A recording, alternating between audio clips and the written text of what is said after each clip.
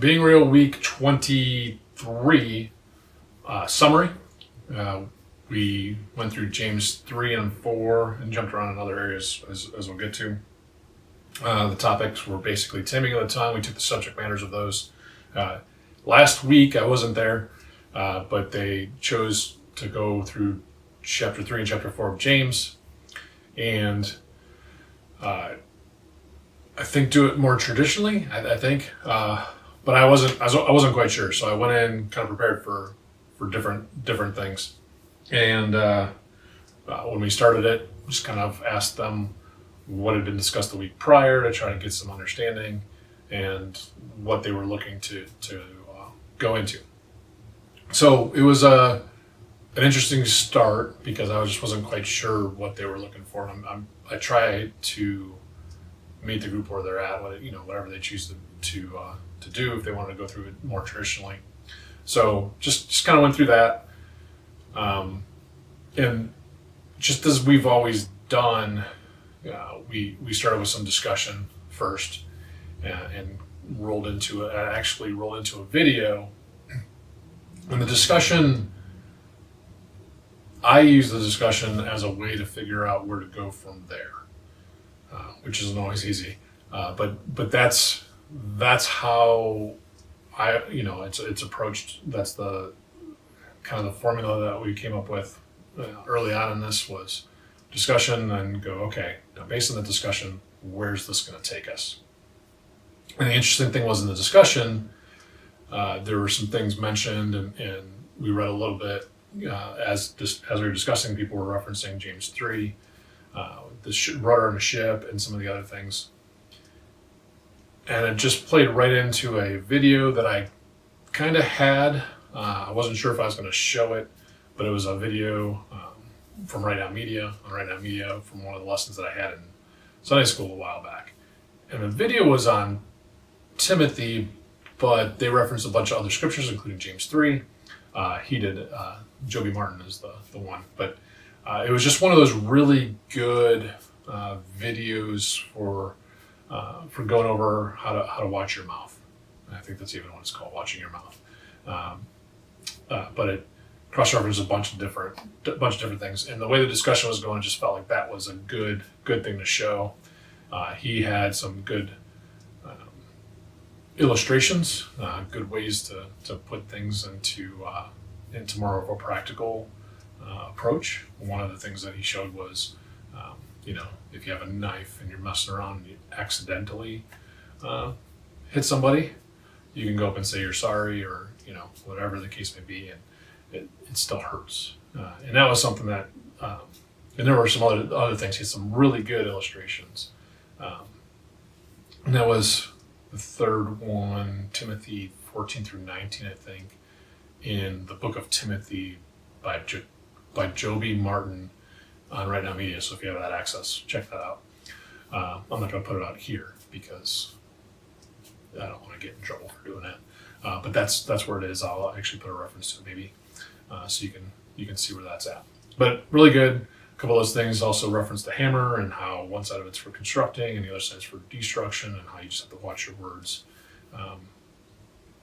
So it just kind of started some discussion. We had some, but then that helped. I paused the video, and it's always kind of hard to do videos because human nature is to just kind of watch it and soak it in and not necessarily talk about it that much. So I try not to do videos. I did kind of break a little bit of that rule. A couple times I've done them, and I know others haven't. And there's not a problem with it, but it usually reduces the discussions and the openness. Didn't seem to do that as much last night. It was pretty good. Some people, hit different people in different ways. Some of the things that were said. One of the things that was brought up was the fact that words, even if they're not meant to harm, I think the way it was described was careless words. So you're not trying to hurt somebody, but you don't think through, or you say something and it does hurt, and you can't take that back. And that was something that resonated with folks there. So we talked about that stuff a little bit, and there are a few other verses. There are multiple verses that he referenced in his video. Joby did. So we looked at that. didn't go in detail and chase all of those scriptures. We stayed with James 3 and 4 like in front of us, but that was a good video to kind of tie things together. And we always want to make sure that Scripture is interpreting Scripture, and we don't just look at one verse or one area without having the understanding of the context outside that. We talked about that.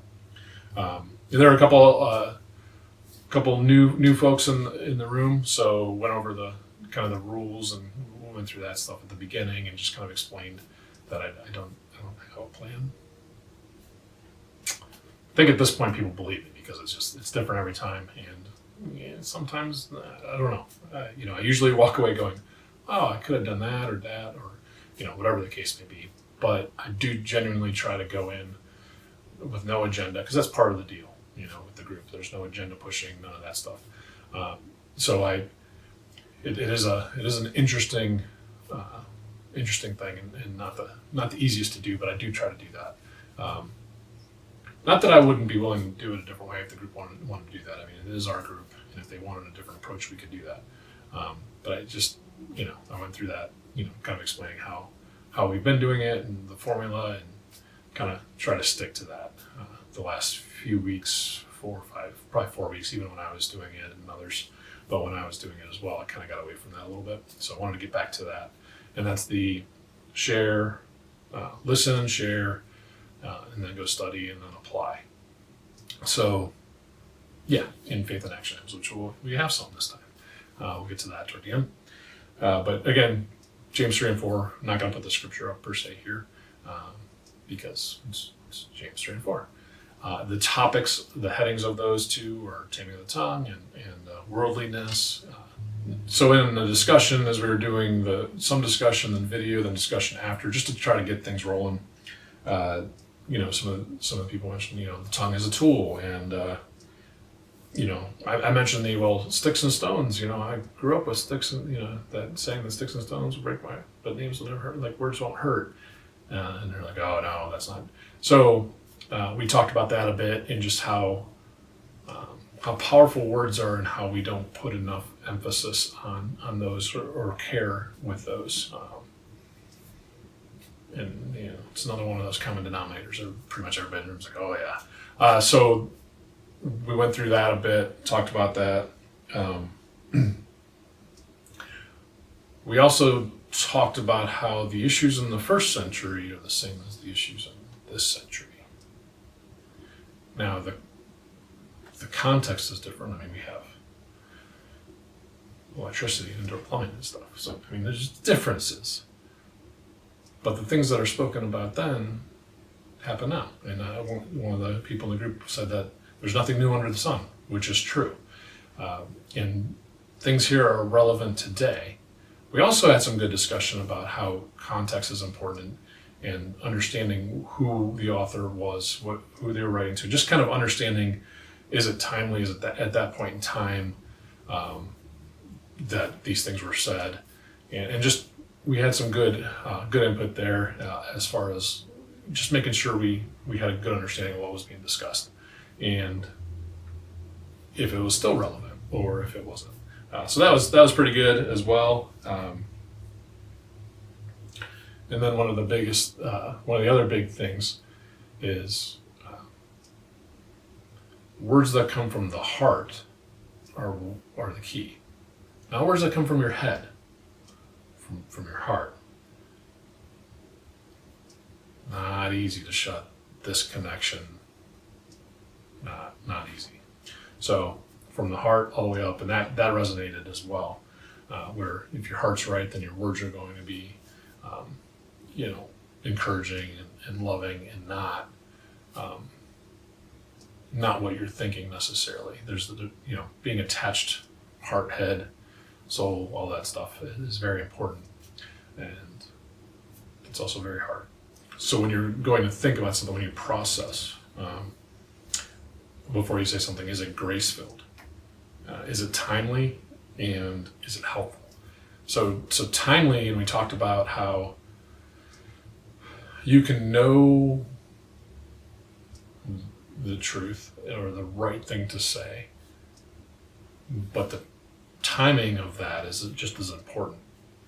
And you have to slow down and speak far less to have that understanding, and to just kind of gauge where that conversation is. Too many times we have it in our head that we want to get something across, and timing is just as important as what's said. And is it helpful? Is it something that's going to help the situation or help that person? And grace-filled meaning, is it out of love or is it out of something else? In grace, and just to show people that. So that was a good kind of checks and balances. And we talked about each of those a bit, and how there's so many things that go into it, and the only way that you can process that is to slow down. We talked about like the 2 ears, one mouth. That we should be in that ratio, and just settle down and listen, and then just be slow to speak. There are verses for that as well. But yeah, there's a lot more to your words, and a lot of care needs to be taken, and we don't really do that well. So, and then there are three things that were three of the most important things to say. And again, this came from Joby. I'm not claiming this, or the group's not claiming this, but he said these things. Three of the most important things to say: I love you, thank you, and sorry. And maybe there's somebody in your life that you need to say one of those, two of those, or maybe even three of those. Probably three. So those are good. Just kind of, and then that's the other thing that we talked about was how complicated words aren't really what we're to do. And when we went to James 3 and 4, and I off the cuff right now I can't remember what verse or whatever it is, but and it could have been a different one now that I think about it. But it was something along the lines of this isn't 3, 4. Again, sorry, but going off memory. And it talked about being concise, sincere, concise, something along those lines. So then we talked about what that looks like, and how when you get into using lots of words, that's where the devil plays. And you're to be direct but loving, and processing things to try to simplify down what you're saying is another way to slow yourself down, where you can just, you want to react, you want to say something quickly, but just slowing down and then having, thinking through, how can I say that in a simple way?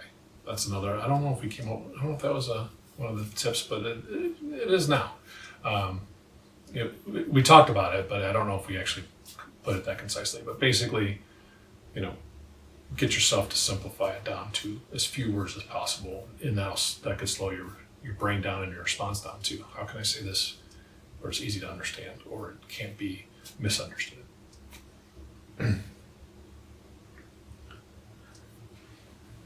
Talked about less being more. The more you want somebody to listen, the less you say. And someone else mentioned something about you never learned anything by talking. So you learn a lot more by listening. And if you, when you go through James 3, it talks about taming the tongue, and then it goes into wisdom. And then it goes into James 4, which is warning against worldliness. But there's a reason it goes right into wisdom. And we talked about where wisdom comes from and how that can help us. And ask the question, what's the difference between wisdom and intelligence, and how do you know which one it is? And that was an interesting way to ask. And I shared that when I'm connected, I process more information, meaning it's not about the problem at hand. And I troubleshoot for a living, and I've been in management and all that kind of stuff. So there's a problem, and when I'm heady, when I'm here, I'm like, well, this is the fix. Just go fix it. I'm like, that's it. When I feel connected and I have wisdom, which comes from above, I take way more into account. So I take maybe that person that's involved. what they've gone through, or what they could be going through, empathy for the situation here, understanding there are just more elements that I'm aware of when wisdom kicks in. And I end up making a decision that I wouldn't have made if I just used the brain side of it. I was going to say intelligent, but I'm not going to claim to be intelligent. But if I used just the brain part of it and this is the issue, it's just I see things a lot differently, a lot clearer and a lot broader. And there have been quite a few times in business and management where what I chose to do was completely opposite what my brain told me to do, and we talked about that and how we have to pray for wisdom and discernment in situations. And wisdom is people that are wise speak less. See, so I'm not very wise, speaking a lot at a camera, but it's okay. Maybe you're wise, you speak less. So we connected those dots there, and then went into 4 about the worldliness and went through that a little bit. We also talked about the outside influences and what gets us to speak in certain ways. And there was a reference to someone wanting to get out of some situations where they had interactions with acquaintances that impacted them, and how that impacts how you speak as well. And there's a reference to how if somebody else in the room is swearing, or you're around people that swear, you're going to swear, and it's just kind of one of those things. So the best way to get out of that, the best way to prevent that from happening, or to improve upon it, is sometimes to get out of the situation. But there's also that side of it where that's not the first thing to do. Maybe just have a conversation with the people or whatever the case may be. And if they know where you stand, there's a lot of times where maybe you have an impact on them watching their tongue, and you're not just worried about yourself. So that was kind of brought up, and we talked about that a little bit. But there's a lot of influences, and talked about social media a little bit, joked about it, but talked about how all that type of language and the divisiveness comes in. And in the group, there are different perspectives, and people had some different things to say last night in different areas, and it was really good because we kind of soaked it in, and didn't respond, didn't say that's wrong or whatever the case may be. There's some of it, oh, that's a good point, and others got a chance to hear that. And silence in the room is one of the hardest things for anybody, because you feel like you have to say something, but there are some pregnant pauses, we'll say, some pauses in discussion,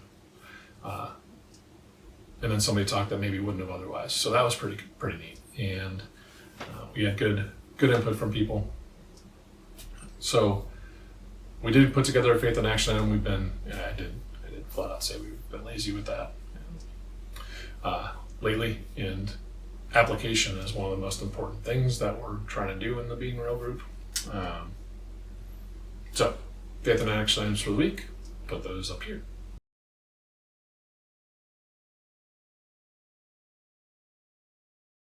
So hopefully you're able to put into practice one of the faith and action items, or more than one. You can get extra credit, for yourself. There's no grade. But hopefully that helps. And again, go through, read James 3 and 4, and then start connecting some dots with other passages, other verses, to see that could help you tame the tongue. Hopefully some of the discussion here. Maybe go check out the video that I referenced earlier. Those kind of things. Anything, hopefully, that will help you work toward taming the tongue, because no, it's not easy. Never mind. Thanks for watching. Keep it real.